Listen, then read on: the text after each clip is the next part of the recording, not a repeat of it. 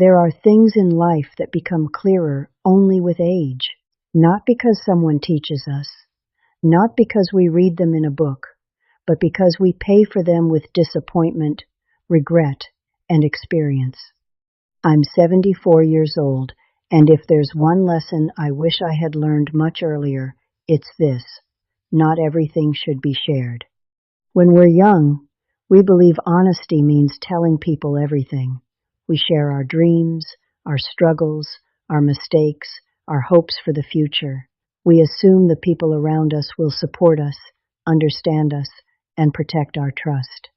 Sometimes they do, but many times they don't. Over the years, I watched good friendships disappear because of a few careless words. I saw family relationships become complicated after money entered the conversation. I learned that some people celebrate your success only when it stays smaller than theirs. And I discovered that once certain things leave your mouth, you can never take them back. After 70, peace becomes more valuable than proving a point. Privacy becomes more valuable than attention. Wisdom becomes knowing what to say and what to keep to yourself. Today, I want to share 5 things you should never tell anyone. These lessons were learned through mistakes, heartbreak, and decades of watching how people truly behave when trust, jealousy, money, and secrets are involved.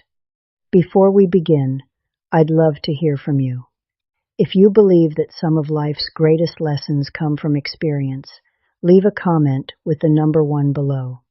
And if you're enjoying these conversations about aging, wisdom, and living well after 70, please consider subscribing to the channel. Now, let's begin with the first secret one that quietly destroys more dreams than most people realize. If there's one mistake I've seen people make over and over again, it's announcing their plans before they've accomplished them. At first, it feels harmless. You're excited, you're hopeful, you have a new idea, a new goal, a new dream. Naturally, you want to share it with the people closest to you. You expect encouragement, you expect support, but life doesn't always work that way. When I was in my early 30s, I had a dream of opening a small bookstore. Nothing extravagant, just a quiet place where people could sit, enjoy a cup of coffee, and lose themselves in a good book. I spent years saving money. I researched locations. I imagined every detail. And then I made a mistake. I started telling people. At a family dinner, I shared my idea. My father shook his head and said, "Nobody reads anymore. That's a terrible investment." A friend laughed and told me I wasn't cut out to run a business. A coworker warned me that leaving a stable job would be foolish. None of them intended to ruin my dream. At least I don't think they did. But little by little, their doubts became my doubts. The excitement I once felt slowly turned into hesitation. The confidence I had built over years disappeared in a matter of months. Eventually, I convinced myself to wait for a better time. That better time never came. Today, more than 40 years later, I still think about that bookstore. Someone else eventually opened a successful cafe in the very building I wanted. Every time I drive past it, I wonder what might have happened if I had simply stayed quiet and kept working. Age teaches you something important about people. Many people don't see your future. They see their own fears. When they hear about your plans, they often respond based on their own failures, disappointments, and limitations. Someone who never started a business will tell you it's too risky. Someone who never followed their dream will tell you to be realistic. Someone who regrets their own choices may unconsciously discourage yours. That's why silence can be a powerful form of protection. Not every seed needs to be exposed to the weather before it has a chance to grow. A young plant is fragile. Strong winds can destroy it before it develops roots. Dreams are often the same way. In the beginning, they need privacy. They need time. They need your energy, not everyone else's opinions.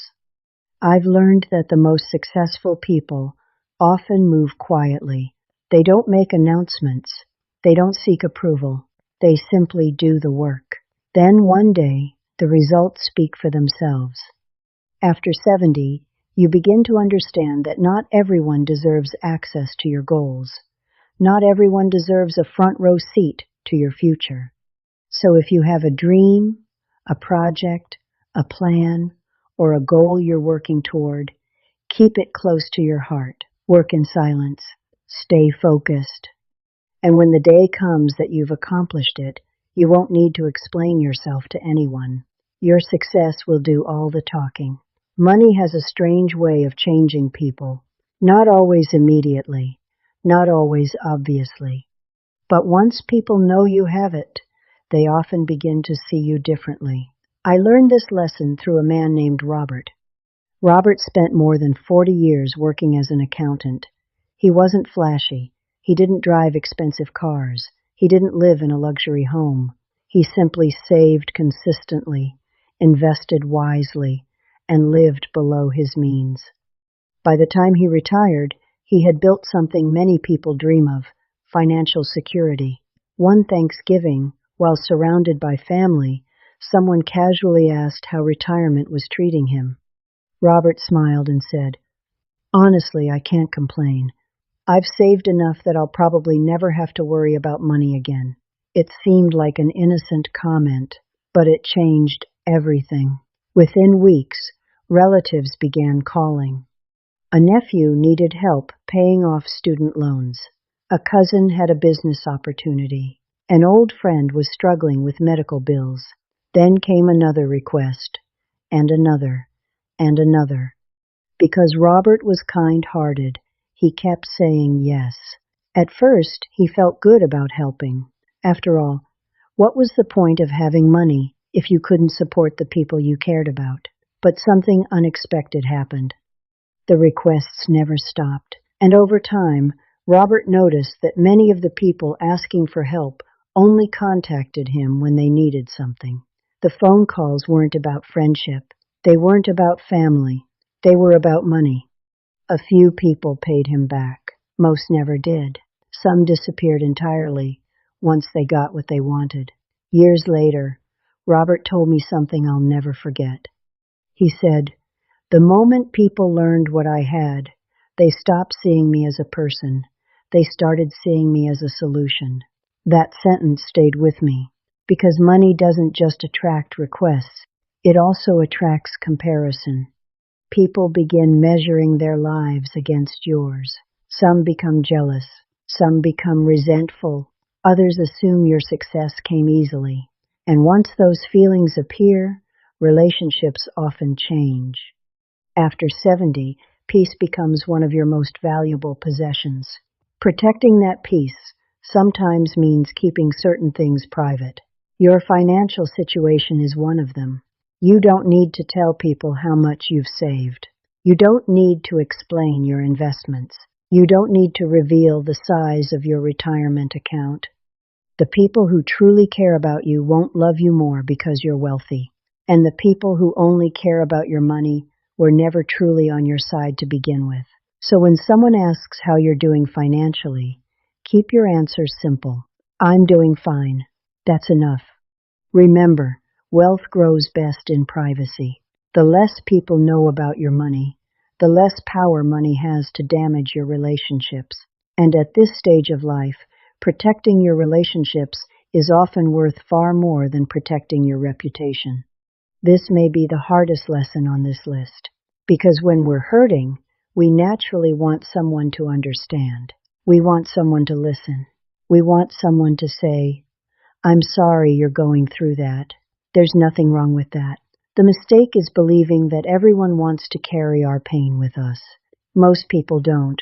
I learned this through a woman named Helen. Helen is 74 years old and lives alone.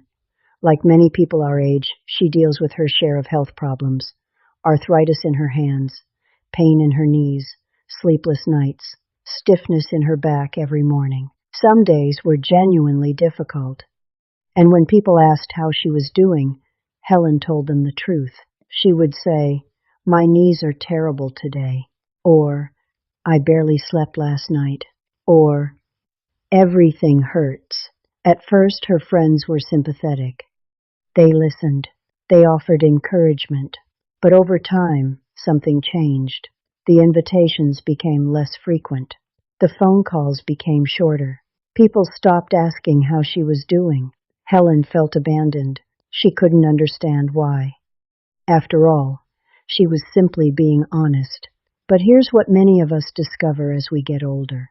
People are often carrying burdens you cannot see. They have health concerns, family problems, financial stress, private fears. When every conversation becomes centered around suffering, they begin to associate that suffering with the person sharing it. It's not always fair, but it's human nature. Eventually, Helen realized that people no longer saw her as the warm, funny, intelligent woman she had always been. They saw her as the woman who was always hurting, the woman who was always struggling, the woman who always had bad news. That realization broke her heart. Now, let me be clear. I'm not saying you should suffer in silence. If you're dealing with serious emotional pain, seek help. Talk to your doctor. Talk to a trusted family member. Talk to someone who is genuinely able to support you. Asking for help is not weakness, but broadcasting your pain to everyone around you is something different. Over time, it can become your identity. And once people start defining you by your suffering, they stop seeing everything else that makes you who you are. After 70, dignity matters. Resilience matters. The ability to smile despite life's challenges matters. Some of the strongest people I've ever met weren't strong because they never suffered. They were strong because they carried their suffering with grace. They acknowledged it without allowing it to consume every conversation. So the next time someone asks how you're doing, you don't have to list every ache, every disappointment, or every hardship. You can simply say, I'm doing the best I can, because the truth is, most of us are. Remember this, your pain deserves care. Your pain deserves attention. But it does not deserve to become the entire story of your life. You are far more than the struggles you carry. As we grow older, most of us carry things we wish we had done differently. A decision we regret, a relationship we damaged, a mistake that still visits us late at night when the house is quiet and the world is asleep. The truth is, no one reaches 70 with a perfectly clean past. We all have chapters we'd rather not reread. For many years, I believed that sharing those regrets would bring healing. I thought that if I opened my heart and told someone everything, the burden would become lighter. Sometimes it does, but often it creates a new burden entirely. I remember a woman named Barbara. Barbara was kind, respected, and active in her community. Most people saw her as a good person, and she was. But decades earlier, during a difficult period in her marriage, she had made a choice she deeply regretted. She carried that guilt for years. Eventually, she confided in someone she trusted completely, a close friend, someone she believed would understand. For a brief moment, Barbara felt relieved. The secret was no longer hers alone. But within weeks, whispers began circulating. People started looking at her differently. Some judged her. Others avoided her. A few who barely knew her suddenly felt qualified to define her entire character based on one mistake from 30 years earlier. What hurt Barbara most wasn't the gossip. It was realizing that people were no longer seeing who she had become. They were seeing who she had been. And those are two very different things. One of the hardest realities of life is that people often struggle to separate a person's past from their present. You may have changed. You may have grown. You may have spent decades becoming wiser, kinder, and stronger. Yet some people will still focus on your worst moment, not your best years, not your growth, not your character, just your mistake. That's why I've learned to be careful about what parts of my past I share. Not because I'm ashamed, Not because I'm hiding, but because not everyone earns the right to hear your deepest regrets. After 70, one of the greatest gifts you can give yourself is self-forgiveness. Learn from your mistakes. Take responsibility where necessary. Make amends if you can, but don't feel obligated to confess every painful chapter of your life to people who haven't walked your journey. Your past helped shape you. It taught you lessons. It made you stronger, but it does not belong to everyone. Some stories are meant to remain private. Some wounds heal better when they are not constantly reopened. Remember this: you are not the worst thing you have ever done. You are not the mistake that keeps you awake at night. You are the person who survived it, learned from it, and continued moving forward. And sometimes the wisest thing you can do is leave the past where it belongs in the past. Of all the lessons I've learned in my life, this may be the one that matters most, because it isn't just about protecting yourself. It's about protecting trust. And trust, once broken, is one of the few things that can never be fully repaired. When we're young, we often think gossip is harmless. A quick conversation, a small piece of information, a story shared over coffee.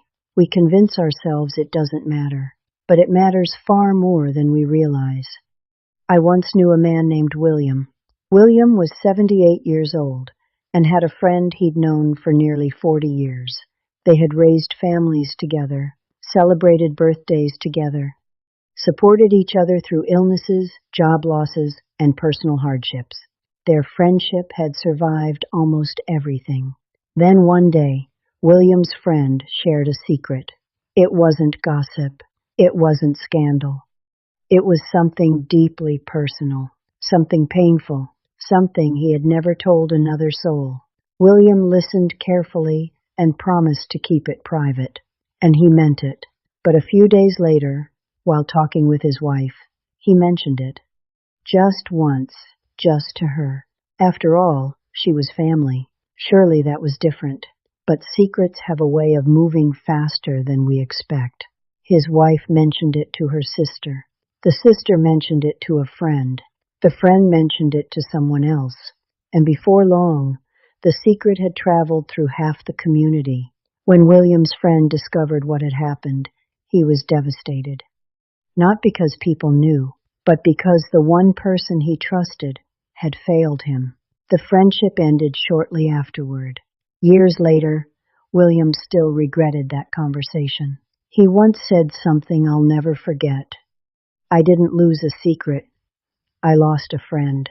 That sentence contains a lifetime of wisdom, because when someone shares a secret with you, they're giving you more than information. They're giving you trust.